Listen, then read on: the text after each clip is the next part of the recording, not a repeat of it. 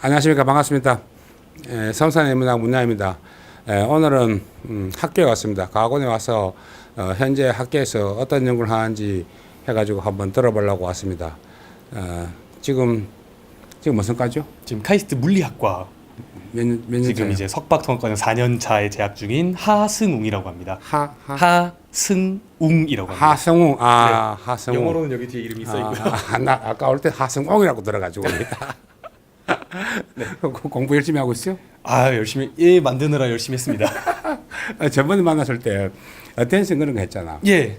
지금도 이 오늘 소개드릴 연구도 제목에는 안 써 있는데 이제 어텐션을 기반으로 그래가지고 물리에서 관심 있는 내용을 그래가 뭐 새 이야기 한다 그러던데. 네, 맞습니다. 여기 뒤에도 보시면 알겠지만 인공지능으로 이제 새가 어디로 뭐 돌아다닐까, 새가 어디를 보고 어떻게 움직일까 같은 거를 예측하는 그런 관련 연구가 아마 잠시 뒤에 이제 소개를 드리려고 합니다. 우리 저 하승훈 또 영문에 공부도 열심히 하지만 성악도 잘하죠. 옛날에 이거 완전 개인사인데 옛날에 그 오페라 뮤지컬 같은 거 뮤지컬 네. 했어요. 조금 잠깐 목소리가 되게 큰 것 같아요. 네, 목소리를 줄이는 게 일입니다. 사실. 목소리가 줄이는 게 이래. 네, 오늘 조용히 진행해 보겠습니다. 성격도 굉장히 급하고. 좀 답답한 건 좀 참 힘들죠. 네. 그렇죠. 머리가 너무 빨리 돌아가는 것 같아. 그럼 대충 한번 이렇게 서브라이즈 한번 하고 들어가지. 간단히요? 간단히. 안녕하세요, 하승웅입니다. 오늘 이제 제가 요 시간을 빌려서 잠시 소개를 드리고자 제가 진행하고 있는 연구에 대해서 간단히 말씀을 드리려고 하는데요. 요 연구는 저는 이제 물리학과 소속이고요. 이제 딥러닝을 같이 연구를 하고 있는데 저희 쪽에서 이제 크게 두 가지를 살펴봅니다. 물리과에서는 하나는 왜 딥러닝이 잘 되는가, 딥러닝 시스템 자체를 물리적으로 풀어보자라는 연구가 활발히 진행이 되고 있고요. 또 다른 거는 제가 진행하는 것처럼 물리에서 사람 물리학자들이 관심 가지던 여러 문제들을 인공지능의 힘을 빌려서 한번 좀 더 효율적으로 빠르게 풀어보자라는 두 가지 관점이 있고, 저는 오늘 후자에서 통계물리학이라는 분과에서 관심 있어하는 컴플렉스 시스템, 우리말로는 이제 복잡계라고 하는데요. 그런 복잡계를 모델링하는 방법에 인공지능을 사용을 해서 어떻게 하면은 이제 복잡한 시스템의 데이터만 가지고 우리가 그 시스템이 어떻게 동작하는지에 대해 이해를 도울 수 있는 그런 모델을 만들 수 있는지, 그 내용을 이제 딥러닝을 사용해서 진행을 해보고 있습니다. 그러면은 중간중간 뭐 말씀을 하셔야 됩니다. 네. 자, 그러면은 아마 보시는 분들이 이제 대체 복잡계가 무엇이냐라고 시작을 하게 될 텐데요. 제 복잡계라는 것은 그 이름이 말하듯이 굉장히 시스템에 속한 많은 개체들이 서로 복잡하게 상호작용하는 시스템을 뭉틀어서 저희가 복잡계라고 부릅니다. 그럼 굉장히 많은 시스템들을 포함하는 단어인데요. 예컨대 여기 인터넷 SNS, 여기 페이스북이나 트위터 등에서 사람들이 서로 관계를 맺고 있는 것도 복잡계 일종이고요. 저희 뇌에서 뉴런들끼리 전기 신호를 주고받으면서 복잡한 사고 과정을 이끌어내는 것도 복잡계 일종이고요. 또는 여기 보시다시피 물고기들이 한 마리 한 마리의 물고기는 그렇게 고등한 지능이 아닌데 뭉쳐서 이렇게 마치 하나의 생명체처럼 이렇게 거대한 집단 행동을 하는 것, 이런 것도 복잡계의 결과물이라고 얘기를 많이 합니다. 그렇다면 이런 복잡계의 이런 복잡성, 우리가 한 마리 한 마리 물고기보다 더 큰 어떤 이런 복잡한 행동을 보일 수 있는 이유가 무엇인가? 그 이유는 밑에 보시듯이 다양한 곳에서 옵니다. 그 상호작용하는 범위가 제각각일 수도 있고요. 상호작용하는 세기가 복잡한 함수에 의존할 수도 있고요. 혹은 온도라던가 습도, 이런 요소에 민감하게 반응을 할 수도 있고, 또는 이런 것들을 다 묶어가지고 최종적으로 그래서 내가 다음 순간에 어떻게 움직일 것인가, 물고기가 다음 순간에 어느 방향으로 갈 것인가를 결정하는 함수가 굉장히 복잡할 수도 있습니다. 즉 복잡계는 이런 다양한 요소들로 인해서 이루어지는 시스템을 통칭하는 말인데요. 그러면 저희가 지금까지 이런 복잡계가 통계물리학자를 비롯하여서 경영계라던가 자연과학계, 혹은 자연과학계 아니라 그냥 사회과학계를 포함해서 굉장히 많은 분야에 관심을 끌어왔습니다. 왜냐하면 보셨다시피 자연계에만 있는 것이 아니라 사람들 사이 사회 같은 것도 복잡계라는 관점에서 볼 수 있기 때문에 많은 관심을 끌어왔는데, 그럼 지금까지 우리가 일반적으로 복잡계를 분석하는 방법이 무엇이냐라고 하면은 이런, 예를 들어 새들이 날아다니는 시스템이 있다고 할게요. 그럼 이런 시스템이 있을 때 이 새들이 어떻게 날아다니는지 사람이 잘 보고, 또 새가 어떻게 생겼는지도 보고, 눈이 어디 달렸는지도 보고, 이런 식으로 사람의 직관을 통해서 이 새가 다음에 어떻게 움직일까에 대한 수학적 모델을 세웁니다. 그럼 이런 거를 잘 세우면은 유명한 과학자가 되고 유명한 수학자가 되어서 이름이 영원히 남겠죠. 그래서 이런 방법을 우리가 일반적인 방법을 프로세스 드리븐 모델링, 즉 과정을 진행시키는, 우리가 어떤 과정에 따라 이 모델이 완성될 것이다 라고 생각하여 만드는 모델링이라고 부릅니다. 장점은 당연히 수학적 모델로 나오기 때문에 손으로 풀어서 계산을 할 수가 있고요. 또 이런 컨셉추얼한 프레임워크를 제공하기 때문에 새가 자기 주변 개체들을 봐서 자기 속도를 바꾼다, 이렇게 말로 설명하기 굉장히 쉽다는 장점이 있습니다. 단점이 무엇이냐 하면 항상 이런 뛰어난 모델을 만들기 위해서 뛰어난 과학자가 몇 날 며칠 혹은 몇십 년을 열심히 고생해서 모델을 직접 만들어야 된다는 것이죠. 그럼 지금까지는 이렇게 사람이 모델을 직접 만들었는데, 최근 들어서 이제 인공지능, 머신러닝의 발전과 더불어서 데이터를 기반으로 모델을 만들어 보자라는 방법론이 떠오르고 있습니다. 이제 여러분이 친숙한 사실 머신러닝으로 이미지를 분석하는 모델을 만들자라고 해서 그 클래시피케이션 모델을 뉴럴넷을 만드는 것도 데이터 드리븐 모델링의 일종이라고 볼 수 있습니다. 왜냐면 사람이 모델을 만드는 게 아니라 데이터를 잔뜩 넣어줘서 그 데이터에 가장 알맞는 모델을 모델 스스로 학습해서 만들어 나가는 과정이니까요. 그래서 단적으로 말하면은 우리 엑셀에서도 돌릴 수 있는 선형 리그레션, 그것도 이 데이터 드리븐 모델링의 일종입니다. 그래서 장점이 뭐냐면은 데이터만 충분히 있다면 데이터가 모델을 만드니까 사람이 고생을 덜 해도 되고요. 또 지금까지 만들어져 있는 여러 가지 최적화 기법들, 그레디언트 디센트라던가 여러 가지 기법들을 이용을 할 수가 있습니다. 다만 단점이 있자면은 데이터가 충분해야 하고, 또 이 모델을 먼저 만들기 위해서 예를 들어 선형 리그레션을 한다. 그럼 우리가 이 데이터가 어느 정도 선형이라는 가정을 하고 있는 것입니다. 가우시안 리그레션을 해도 마찬가지고요. K-민 클러스터링 혹은 뭐 SVM 여러 가지 모델 모두 이 데이터가 뭐 하이퍼플레인으로 쪼개질 것이다, 이런 어떤 가정을 사전에 하고 들어가게 됩니다. 그리고 당연히 여긴 적지 않았지만 이렇게 만들어진 모델의 꽤 많은 경우는 분석이 어려운 경우가 많죠. 애널리틱한 모델로 깔끔하게 수학적으로 정리돼 나오지가 않기 때문에. 그럼 이제 저에게 큰 질문이 하나가 옵니다. 날아다니는 새들이 이렇게 복잡한 모양을 그리면서 날아다니는데 아무렇게나 막 입자들이 막 랜덤하게 돌아다니지 않거든요. 분명히 어떤 규칙을 지니고 있습니다. 그럼 우리의 이제 질문은 이런 개개인의 개체들이 어떻게 움직이는지 이제 물리학자로서 이 모델을 만들고 싶은 거예요. 근데 이거를 데이터 드리븐 모델링으로 만들고 싶은데 모델에 대한 초기 가정은 최대한 없게 만들고 싶습니다. 없게 만들고 싶습니다. 예를 들어 저희가 이 새들이 어느 옆 새를 본다, 혹은 새들은 옆 새와 뭐 R제곱분의 1, 마치 뭐 진짜 전자기 파티클처럼 움직인다, 이런 가정이 있으면은 참 좋게 거기에 끼워 맞출 수 있겠지만, 사실은 모델을 만들고 데이터를 보기 전까지는 아무도 모르는 거죠. 이 친구들이 R제곱분의 1로 움직일지, 뭐 지수함수적으로 감소하는 영향력을 가질지, 즉 우리가 그런 전제 조건을 아무것도 모르는 상태에서 데이터만 보고 모델을 만들겠다는 욕심을 부리고 싶은 겁니다. 그럼 그런 상황에서 우리가 모델에다가 어떤 제한을 가할 수가 없다면 그 모델 자체가 아주 유연해야 됩니다. 즉 어떤 선형 모델도 근사할 수 있고, 제곱도 근사할 수 있고, 지수함수도 근사할 수 있고, 아주 자유로운, 그러니까 모든 함수를 자유롭게 근사할 수 있어야 되는데, 마침 그에 가장 가까운 모델이 지금 활발하게 연구되고 있는 인공신경망입니다.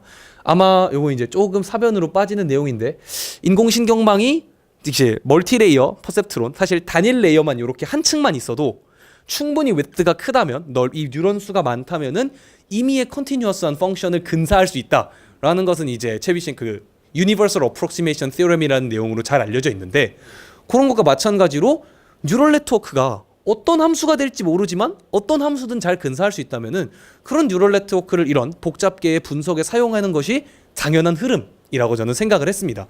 그래서 여기에서 저희는 이제 이름을 개체들 하나하나를 저희가 에이전트라고 부르는데요. 그런 에이전트 하나하나의 움직임을 모사하는 것으로 그 복잡한 시스템에서 한 개체가 어떻게 움직이는지, 그리고 개체가 다른 개체와 얼마나 강하게 상호작용하는지를 인공지능을 통해, 뉴럴 네트워크를 통해 뜯어본다 하여서 이름을, 끝에 넷 붙이는 게 유행인데 에이전트 넷이라고 요 프레임워크의 이름을 붙였습니다. 그럼 요 에이전트 넷이라는 거는 현재 시점에서 다음 시점으로 개체가 어떻게 자신의 상태를 바꿀 것인가, 요거를 예측을 하게 시킴으로써 전체 데이터에 가장 잘 맞는 모델을 데이터 스스로가 만들어내게 시키는 그런 프레임워크고요. 또 이제 장점이 무엇이냐면은 저희 모델은 안쪽에 이제 시퀀스 모델링, 자연어 처리 등에서 자주 사용되는 어텐션이라는 방법을 도입을 했는데 이 어텐션에 도입을 함으로써 한 개체가 다른 개체와 얼마나 강하게 상호작용하는지를 이 어텐션의 세기로 직접 눈으로 확인하고 그리고 실제 세기와 잘 일치하는 것을 확인할 수 있는 그런 프록시로서 좋은 결과를 보여준다는 걸 확인했습니다.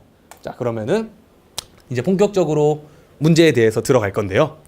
이제 저희가 어떤 문제를 풀었는가, 저희 에이전트넷이 어떤 문제를 풀 수 있냐에 대해서 소개를 드리면은 보시다시피 거의 모든 종류의 복잡계 시스템에 대해서 다 적용을 할 수 있는 굉장히 넓은 그런 과제를 만들었습니다. 그래서 저희가 딱 두 가지 제한 조건이 있는데요. 하나는 머신러닝이기 때문에 데이터 수가 충분해야 하고요. 즉 관측 데이터가 충분히 있어야 학습을 하겠죠. 그런 조건이 하나 있고, 또 하나는 pairwise interaction이라고 했는데 이것은 개체와 개체가 요 두 개체끼리의 상호작용만 고려를 하겠다는 것입니다. 근데 세상에 존재하는 대부분이 페어와이즈 인터랙션 정도로면 다 근사가 가능합니다. 그러니까 예컨대 나랑 얘가 상호작용하는데 옆에 있는 다른 새가 빨간색이냐 초록색이냐에 따라서 우리 둘의 상호작용이 변하지 않는다는 뜻입니다.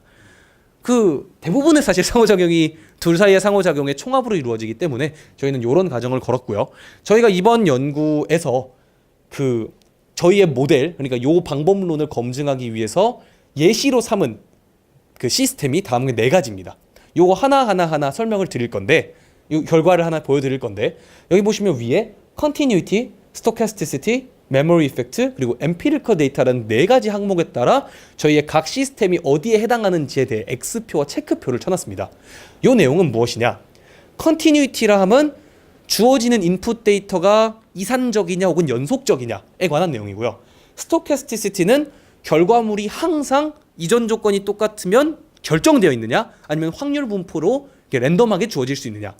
메모리 이펙트는 마르코비안, 그러니까 마르코비안이라고도 이제 부르는데, 마르코브 효과라고도 많이 부르는데, 이전 스테이트가 결정되어 있으면 다음 스테이트가 항상 같은 확률 분포 혹은 같은 결정으로 조절돼 있냐, 아니면 그 전에 더 많은 시계열 데이터에 의존해서 다 함께 결정이 되냐 라는 내용을 묻는 겁니다.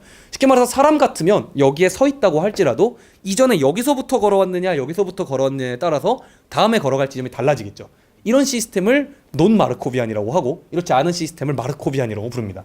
마지막으로 요거는 위에 있는 3개의 데이터는 제가 컴퓨터로 파이썬으로 시뮬레이션을 돌린 결과에 대해서 얼마나 잘 맞추는지 본 거고요.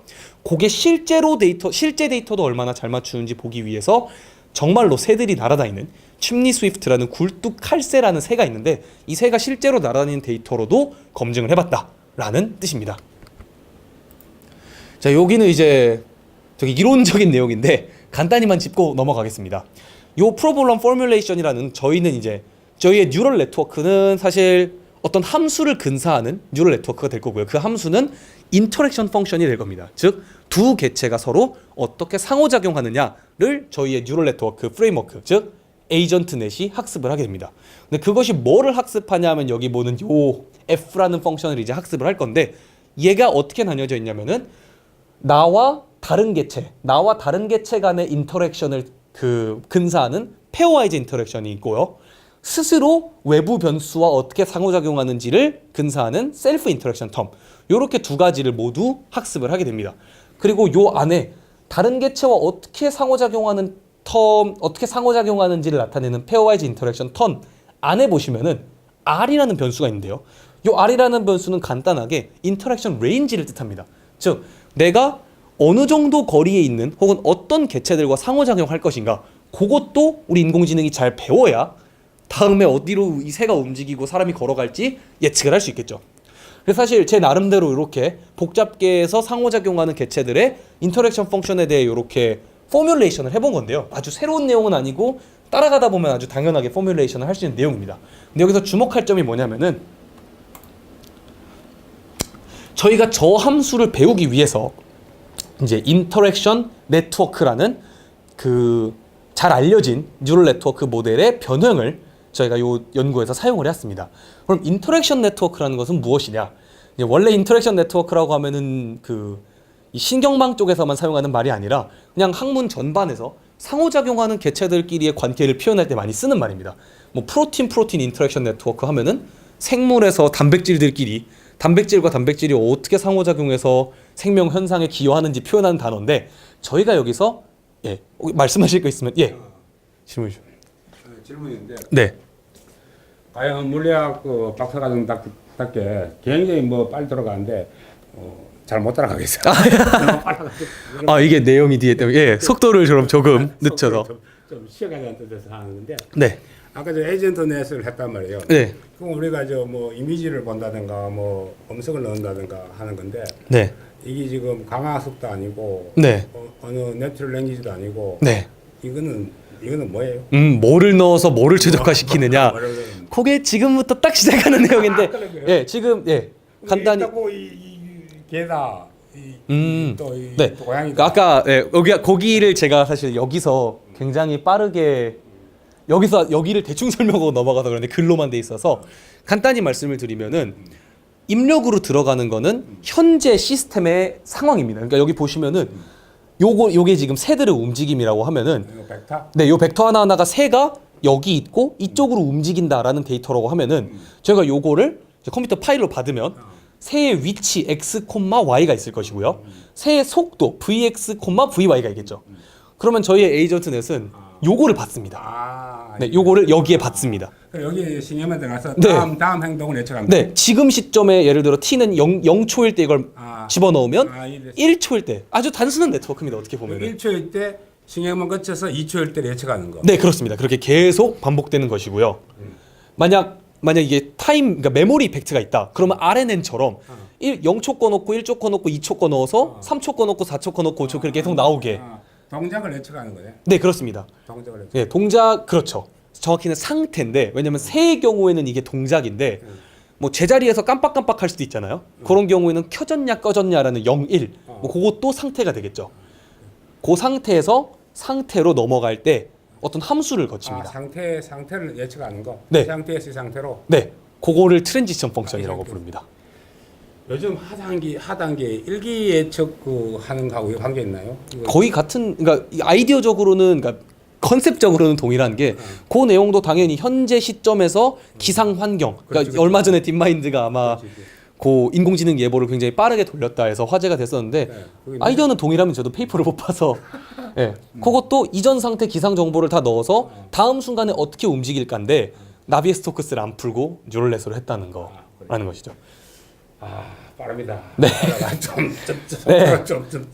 대신 이제 그 모델과 저희가 좀 다른 점은 속도를 좀 낮추면 저희는 이제 그 예를 들어 그 일기예보 같은 거는 일기예보에서 이 기상현상이라는 거는 개체 하나하나를 정의하기가 좀 애매합니다. 개체가 움직이는 게 아니니까요.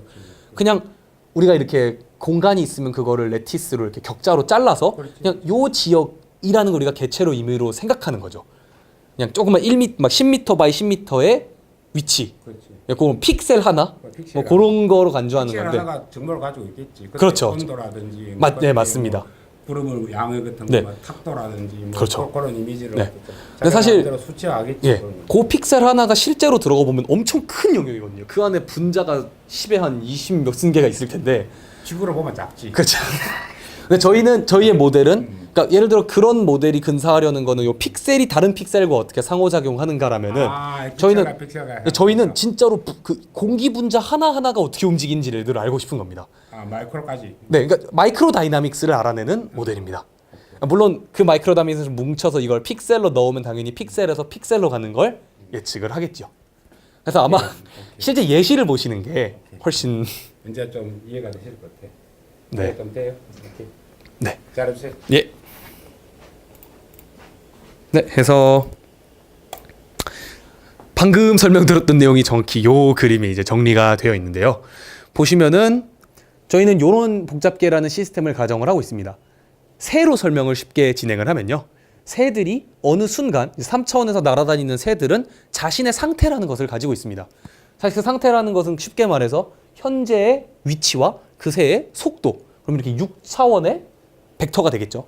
요런 6차원 벡터를 들고 있는데 다른 새들도 다 당연히 그 6차원 벡터를 들고 있을 겁니다. 그런데 이 6차원 새들끼리의 벡터가 서로 어떻느냐에 따라서 이 새는 이 새와는 상호작용하지만 이 새와는 상호작용하지 않을 수도 있습니다. 예를 들어서 새가 아무리 멀리 봐도 자기 뒤는 못 보니까 이 새의 위치 벡터가 이 새의 위치 벡터 뒤에 위치한다면 서로 상호작용을 할 수가 없겠죠. 반대로 얘는 얘를 볼 수는 있겠지만 이런 식으로 어느 새와 어느 새가 어떻게 상호작용하는지 그것을 우리가 수학적으로 모델링하는 게 원래 물리학자들의 꿈입니다. 뭐 새뿐만 아니라 모든 시스템에 대해서요. 그럼 이번에는 저희는 그것을 이 인공신경망으로 모델링을 하려 하는 것이고 다음 순간 t가 라지 t에서 라지 t 플러스 1 시간으로 왔을 때 상태가 바뀔 겁니다. 새들이 앞으로 조금 움직이고 속도도 바뀌겠죠. 그거를 잘 맞추게 시키는 것이 저희의 목표이고 이런 것을 잘 맞추게 시키는 네트워크가 한 2015년, 6년 정도부터 연구가 활발히 진행되고 있는 인터랙션 뉴럴 네트워크라고 불리는 컨셉입니다. 그래서 굉장히 많은 변종들이 있고요. 저희도 이번에 그런 변종, 제가 이제 살짝 수정을 가한 모델을 저희 연구에 사용을 하고 있습니다. 그럼 이제 여기에서 아까 전에 제가 어텐션이라는 걸 써서 이제 어느 새가 어느 새랑 상호작용을 많이 하는지 눈으로 볼 수 있다라고 했는데 아마 어텐션은 그 최근 인공지능 트랜스포머 같은 구조에 익숙하신 분들이면 친숙하실 거고 그렇지 않다면 조금 어려울 수 있는 내용인데 저희는 이제 셀프 어텐션이라고 각 스테이트를 밸류, 키, 쿼리 이렇게 세 가지의 신호로 나뉘어서 이 내용은 되게 많은데 이유는 간단합니다. 저희는 어텐션의 주요 목적은 무엇이냐면은 이 개체가 다음 순간 어떻게 움직일지 그걸 예측을 하고 싶은데 혼자 움직이는 게 아니고 주변 개체들을 모두 보는 상황이니까 어느 개체한테 더 관심을 많이 줄 건지 그 어텐션의 정도를 예측하는 것. 그게 어텐션의 목표입니다. 예, 그게 어텐션의 목표인데 그게 이제 많은 진화를 거쳐서 꽤 복잡하게 그 어텐션을 근사해보자라고 나온 게 이런 트랜스포머 구조고요. 보시면은 간단히 생각해서 밸류는 이 개체의 상태가 어떤 정보를 담고 있는지 가지고 있는 벡터. 키는 내가 다른 개체로부터 정보를 받았을 때 자기 거랑 결합해서 얼마나 중요한 정보인지 판단하는 벡터. 마지막으로 쿼리는 내가 이제 다른 개체들한테 보내줘야 될 때 보낼 정보를 뜻합니다. 그러니까 전화를 받는다고 생각하면 쉬운데요. 쉽게 얘기해서 이렇게 요 개체의 정보를 판단하고 싶다라고 하면은 다른 모든 개체로부터 전화를 받습니다. 쿼리가 오면은 자기가 들고 있는 키랑 계산을 통해서 숫자 하나를 만듭니다. 즉 상대가 가지고 있는 자물쇠랑 내 열쇠를 맞춰보고 얼마나 잘 맞는지를 0에서 1 사이의 숫자로 만듭니다. 그러면 이 숫자가 0이면 두 자물쇠랑 열쇠의 궁합이 꽝인 것이고 1이면은 아주 잘 들어맞는다는 뜻이겠죠. 노멀라이즈를 해서 0에서 1로 만든 다음 그럼 1이 내는 중요하니까 정보를 많이 받아와야 될 것이고 0이 내는 안 중요하니까 정보를 안 받아오겠다. 그렇게 만드는 것이 요 어텐션이라는 개념입니다. 그래서 지금 보시면은 요게 아까 얼마나 중요한지에 대한 정보인데 그것들을 각 다른 새들의 정보와 곱하면 중요한 애는 많이 들어갈 것이고 약한 애는 안 들어가겠죠. 그러면 걔네를 다 더하면은 다른 모든 새들의 정보의 총합이 됩니다. 그럼 그 정보와 자기 정보를 합치면 다음에 새가 어디로 움직일지 이제 맞춰야겠죠. 즉 인공지능이 모사해야 되는 부분은 요것도 만들어낼 수 있어야 되고요. 어텐션도 잘 계산해야 되고 다 모은 다음에 다시 뉴럴 네트워크를 거쳐서 XYZ, VX의 VG를 뽑아내야 되는 겁니다. 그리고 저희의 메인 아이디어는 이겁니다. 새가 다음 상태를 잘 맞추려면 당연히 다른 새들로부터 중요한 새의 정보는 많이 받고 필요 없는 새의 정보는 안 받아야 되는 거를 자기가 학습을 잘 해야지만 이 정보를 맞출 수 있다. 즉 이걸 맞추기 위해서 이 정보에 이제 민 스퀘어 에러 같은 걸 써서 정말 단순하게 다음 순간이랑 잘 맞았냐 안 맞았냐를 맞출 건데 얘를 잘 맞추려면 인터랙션하는 이 어텐션의 크기를 잘 맞춰야만 한다라는 게 아이디어였고 실제로 뒤에 결과를 보시면 굉장히 저희가 실제 시뮬레이션을 할 때 준 그 상호작용 강도와 똑같은 형태로 어텐션이 주어지는 것을 확인을 할 수가 있습니다. 네, 여기까지가 이제 이론 설명이었고요. 요 내용이 이제 그 모든 내용을 요약한 것인데 실제 새들은 이런 복잡한 함수들을 통해서 날아다닌다면 저희는 그거를 인공지능을 통해서 이런 트랜스포머 구조, MLP, 인코더, 디코더를 통해서 다음 순간 새의 상태를 예측을 하는 요 프레임워크 전반을 에이전트넷이라고 부르려고 합니다. 사실 요 안쪽 내용은 그래프 어텐션 네트워크라는 이전에 만들어진 네트워크와 굉장히 비슷한 형태인데 제가 시간 관계상 디테일은 적당히 생략을 하고 그것을 살짝 변형시켜서 이 에이전트, 그러니까 컴플렉스 시스템을 분석하기에 좋은 구조로 바꿨다 정도로 말을 하고 넘어가겠습니다.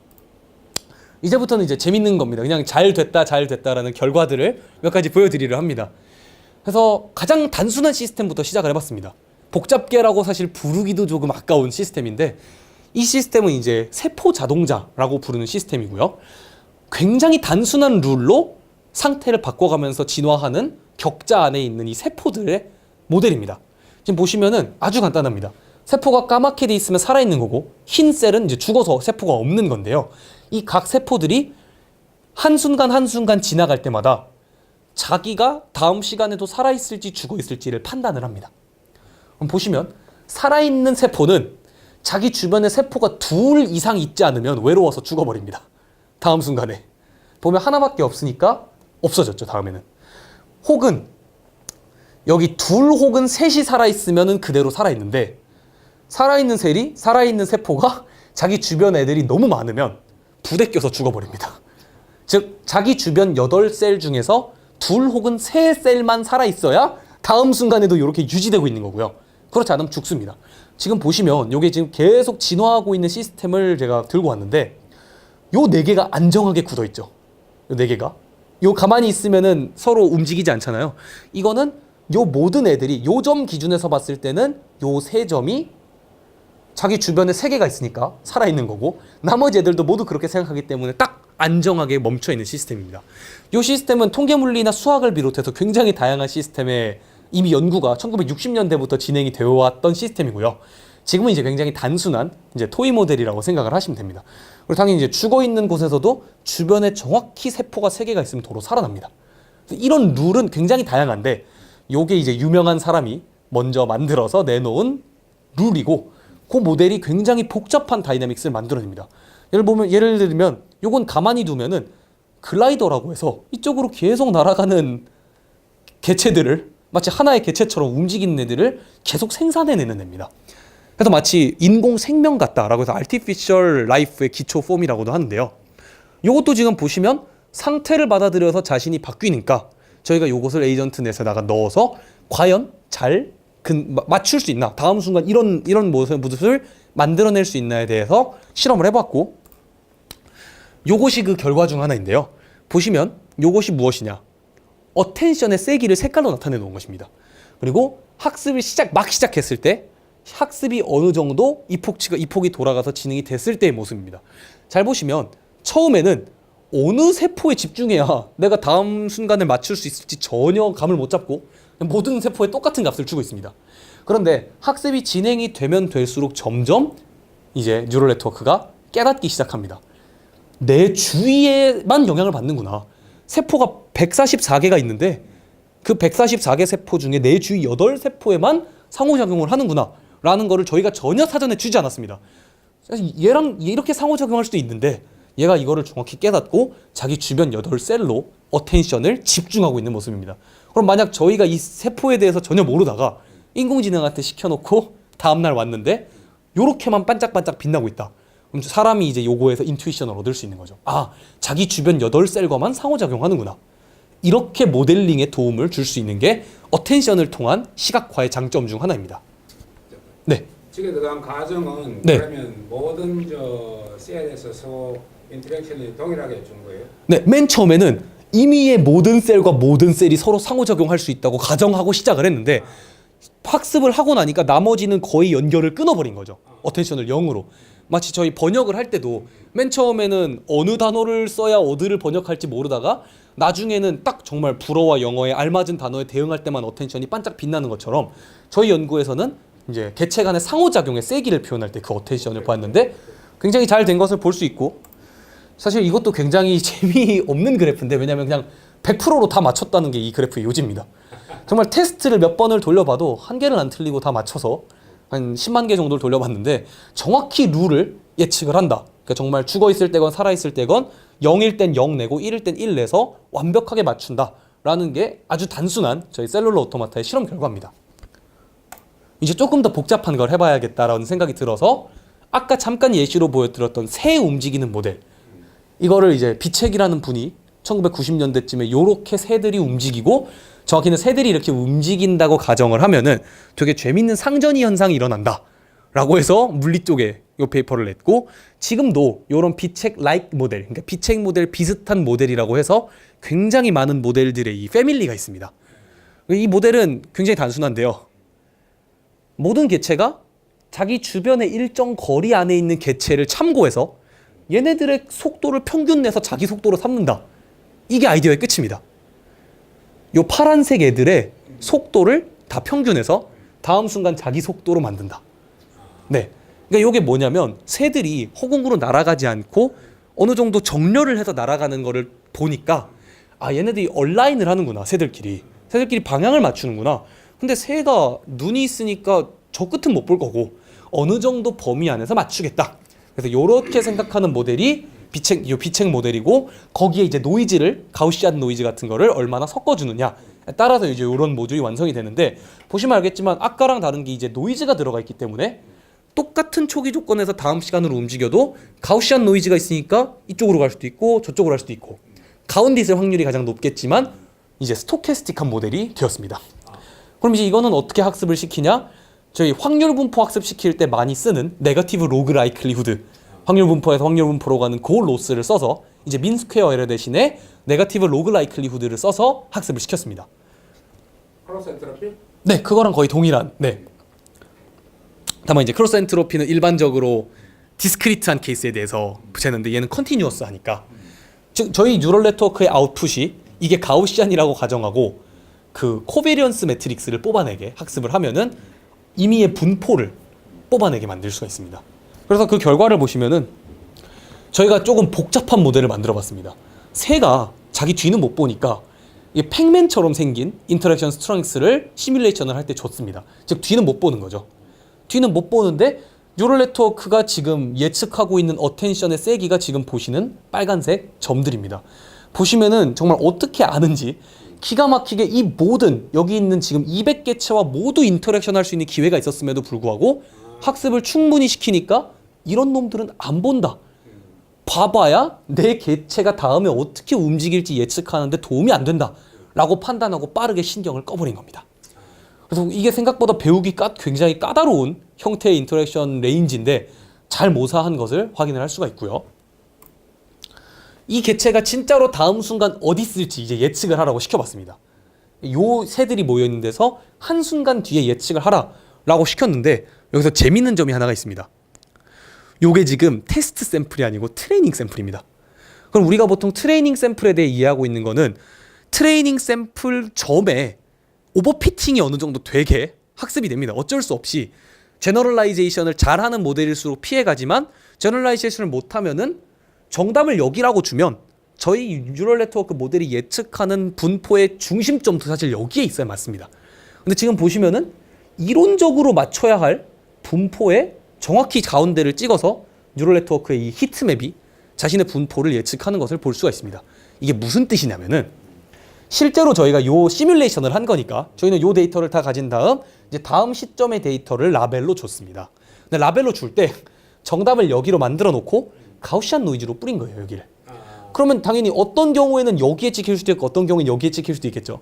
근데 뉴럴 네트워크는 그 수많은 가능성 중에 단 하나, 이거밖에 못 보고 학습을 했습니다. 그런데도 불구하고 여기를 정답지로 찍어내는 겁니다. 실제 이론적으로 중심으로 나와야 할 부분을. 그리고 가우시안 분포니까 당연히 여기에 있을 확률도 꽤 높다고 붉은색으로 예측을 하고 있습니다. 그러니까 요게 잘 생각을 해보면은 뉴럴 네트워크는 여기에 맞춰야 트레인 로스를 제일 낮게 낮출 수 있습니다. 중심이 가운데 있어요. 근데 그걸 포기하고 다른 개체들에 있어서는 그럼 얘 같은 경우에는 여기 맞춰버리면 말짱 꽝이 되니까 모든 개체들의 정보를 다 파악을 해서 가장 제너럴한 룰이 무엇이냐, 그 모델이 무엇이냐라고 판단을 했을 때 여기라고 알고 있는 겁니다. 다시 좀 설명해 보죠. 네, 요 내용이 이제 천천히. 간단히 설명하면은 제너럴라이즈를 잘했다. 즉 오버피팅이 안 되고 오버피팅이 됐으면 이런 점들에 갖다가 다 하나하나 외워버려야 되는데 아까 말한 요 룰 사실은 요거를 배워야 되거든요.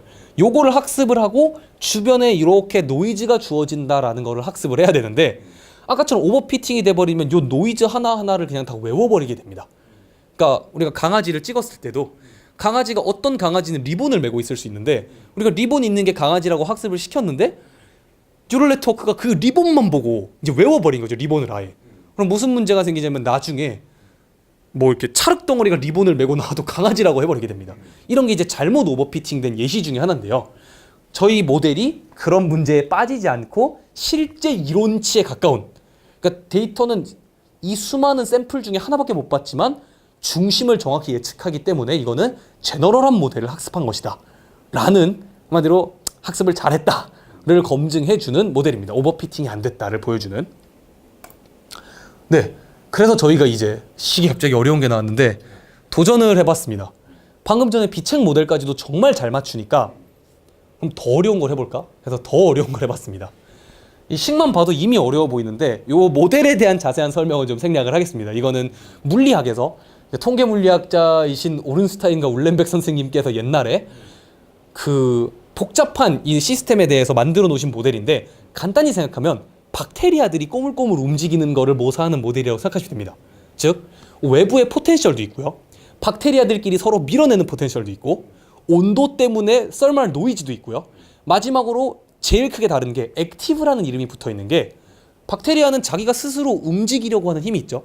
이 편모 플라젤라를 흔들어서 앞으로 나아가는데 그런 힘까지 있는, 그러니까 개체가 스스로 움직이려고 하는 힘까지 있는 복잡한 모델을 이제 액티브 오른스타인 울렌백 파티클 AOUP라고 부릅니다. 그럼 보시면은 이 움직임이 예측하기가 보통 쉬운 게 아닙니다. 뭉치기도 하고 어디로 갈지 알 수도 없고 꼬물꼬물거리다 갑자기 합치기도 하고, 그래서 어떻게 보면은 뉴럴 네트워크한테 야 이런 걸 맞추라고? 라고 할 정도로 저희가 제일 까다로운 모델을 골라서 했는데 이게 실제고 얘가 맞춘 결과입니다. 보면 아주 비선형적인, 가다가 갑자기 팍 꺾어지는데 까만 점을 데이터로 주고 빨간 점부터 보라색 점까지가 그 뒤로 한 스텝, 두 스텝, 세 스텝에서 12스텝까지 어느 지점이 있을지 확률 분포를 맞추라고 뽑아낸 결과입니다. 보시면은 아주 잘 정답과 일치하는 것을 보실 수 있고요. 밑에 있는 것은 이제 이 모델의 재밌는 점이 시간을 한참 두면은 이렇게 한 육각형 구조를 이루어서 박테리아들끼리 뭉치는 현상이 이미 보고가 되어 있습니다. 이거는 수학적으로 풀 수 있는 모델인데 저희가 인공지능, 그러니까 요 에이전트 넷을 가지고도 계속 박테리아가 앞으로 움직여라 해서 시간을 오래 두니까 정말 요 모델과 똑같이 이 부분에 대해 전혀 학습된 적이 없었음에도 불구하고 시간을 오래 두니까 이런 복잡한 컬렉티브 비헤이비어를 보인다는 것을 확인을 할 수가 있었습니다.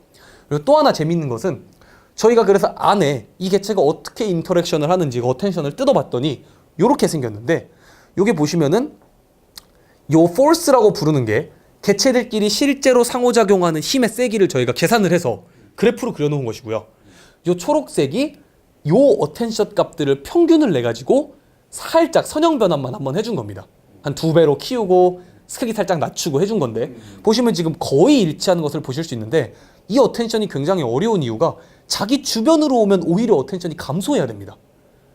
그러니까 요 특정 도넛 모양 영역에 있는 곳의 애들만 세게 보는 굉장히 어려운 형태의 인터랙션인데 모델이 잘 학습한 것을 볼 수 있습니다.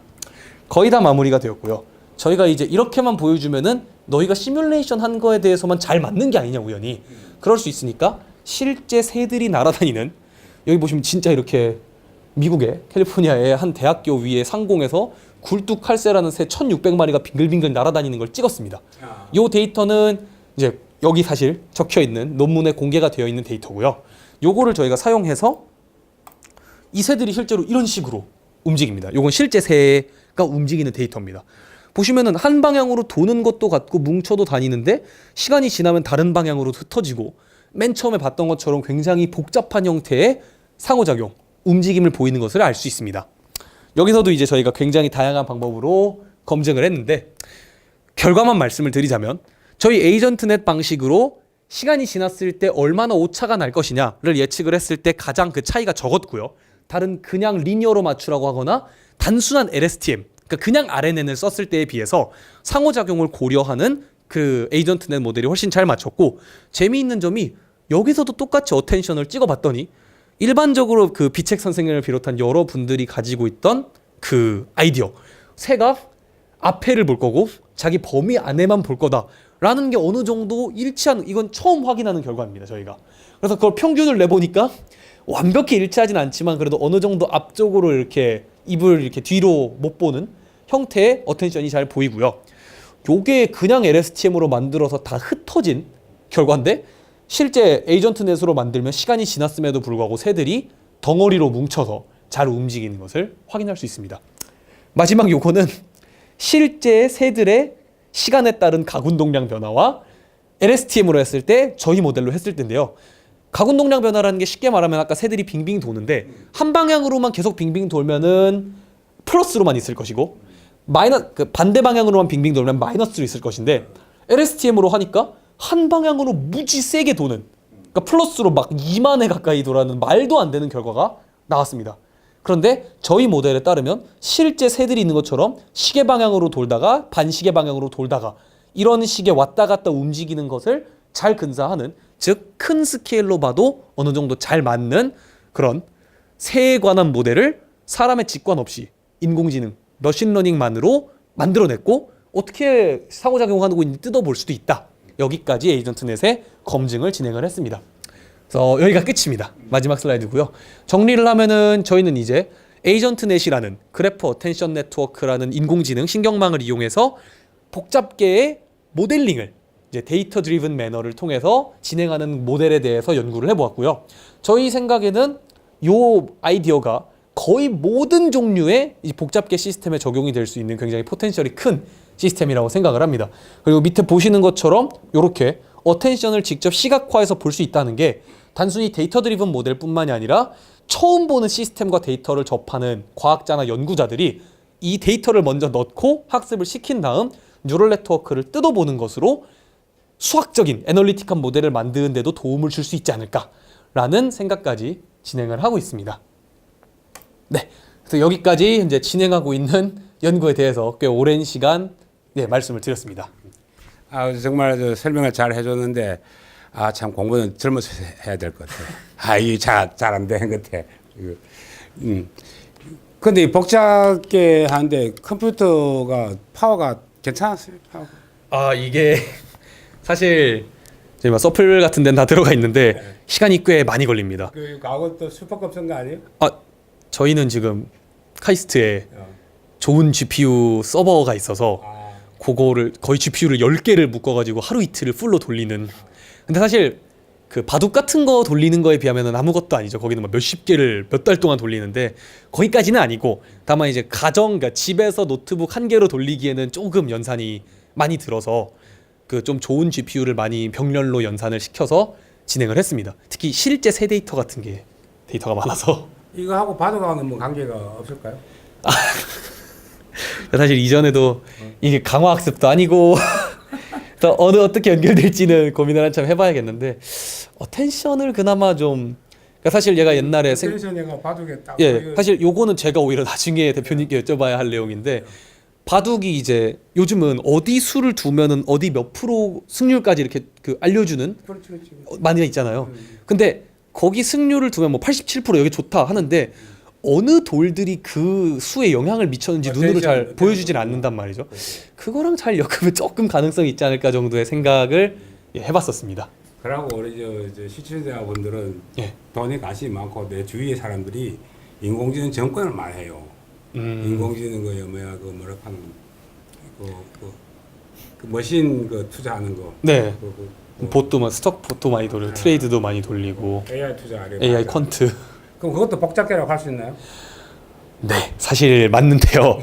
사실 그래서 경제물리라는 분야가 있었습니다. 주식시장도 예측하고 펀드 가격도 예측하고 해서 한참 떴었는데. 점 하나가 개미 투자자다. 네, 맞습니다. 근데 이제 가장 큰 제 모델도 그렇고 복잡계 연구에 있어서 가장 큰 게 뭐냐, 그 데이터가 있어야 되는데 개미가 뭘 보고 투자했는지 개미의 상태를 나타내주는 변수를 모집하기가 굉장히 어렵습니다. 아까 그래서 Q하고 K하고 V값을 갖다가 그렇죠. 못 모은다. 그렇죠. XYZ가 없는 거죠. 그냥 한 명의 개미인데 이 개미가 옆집 사람한테 어디 주식이 오른다라는 말을 들은 정보가 있어야 되는데 그런 정보가 누가 누구랑 상호작용하는지가 없고 본인이 몇 살인지 뭐 직업은 어떻게 되는지 주식을 몇 년 했는지 이런 데이터가 다 있으면 해볼 수 있는데 주식 예측이 사실 어려운 이유가 그겁니다.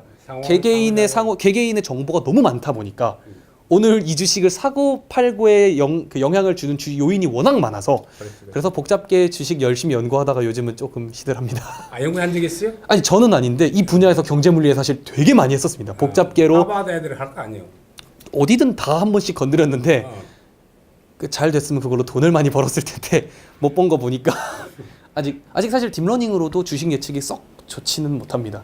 단기적으로만 잘 되고 그래서 뭐 생각은 해볼 수 있겠죠. 돈을 벌면 좋으니까. 자, 하여튼 뭐 그렇고 네. 질문 있으면 어디로 연락해야 돼요?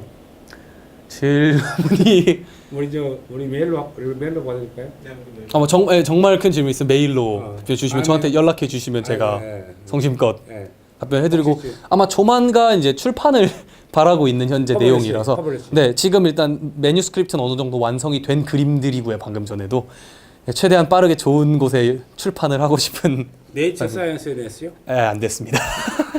그런 데서 아직은 좀 제목도 스태티스티컬 피직스다 보니까 네이처 같은 경우에는 뭐 생물 아니면 잘 원래 안 받아주는 딥마인드하고 생물하고만 네. 받아주는 거예요. 그런 것 같습니다. 열심히 하죠. 하여튼 고맙습니다. 공부 열심히 하고 예. 연구 열심히 하시고. 알겠습니다. 자, 감사합니다. 예, 감사합니다.